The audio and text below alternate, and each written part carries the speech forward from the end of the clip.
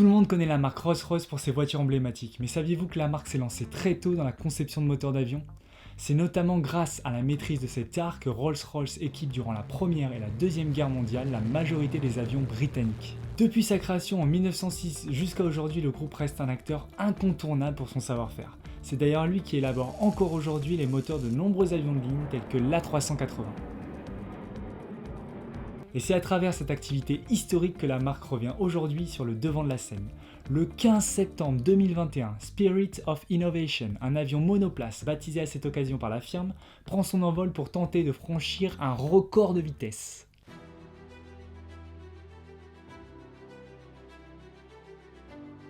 Le prototype de 1250 kg avec un moteur électrique de 400 kW d'une puissance de 500 chevaux franchit la vitesse de pointe de 500 km/h, explosant au passage le record de 342 km/h détenu par un avion électrique concurrent. Mais au-delà du record de vitesse, l'objectif pour la marque est double.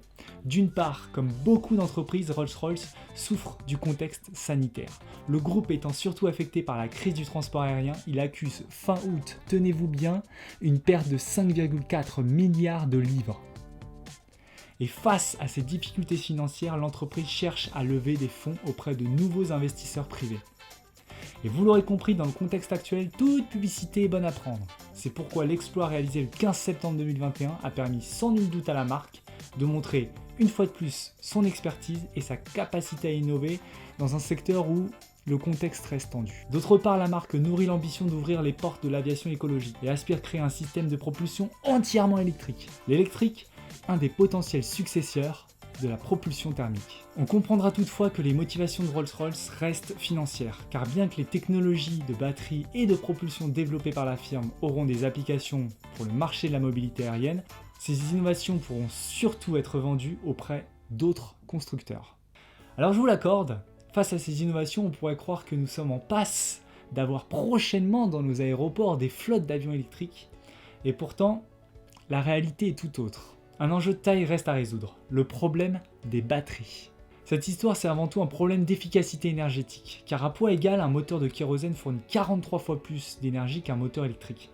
Un A320 qui utilise 30 tonnes de kérosène aurait par exemple besoin de 300 tonnes de batterie électrique pour décoller, alors qu'il ne peut en transporter que 70 tonnes. L'opération qui consiste à remplacer le moteur thermique et son combustible par un moteur électrique et ses batteries rendrait l'avion beaucoup trop lourd. Et c'est pour une de ces raisons que les ingénieurs du monde entier continuent de chercher.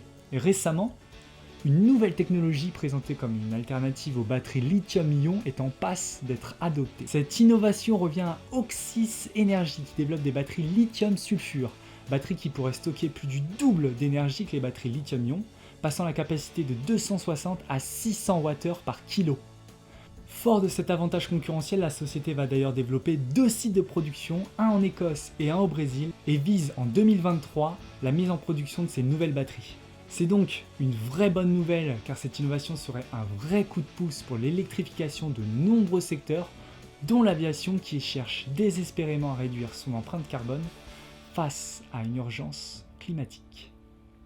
Et en attendant la production de ces nouvelles batteries, les flottes se modernise grâce aux ingénieurs qui proposent des solutions hybrides, alliant dispositifs électriques et thermiques. Aujourd'hui, les avions les plus récents utilisent entre autres la propulsion thermique pour le décollage et l'atterrissage et la propulsion électrique durant le vol.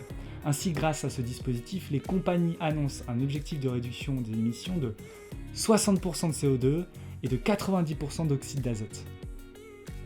Et bien que ces dispositifs permettent au secteur de gagner du temps, ce secteur doit redoubler d'efforts, lui qui reste encore aujourd'hui le moyen de transport le plus polluant. Alors, progrès technologiques alliés à des dispositifs ingénieux permettent au secteur une potentielle électrification complète des avions de ligne en 2030. Mais gardons à l'esprit que les transports représentent encore aujourd'hui 15% des émissions mondiales et que face à l'urgence climatique, nous devrions repenser notre mobilité, quitte à devoir laisser quelques secteurs sur le bas-côté.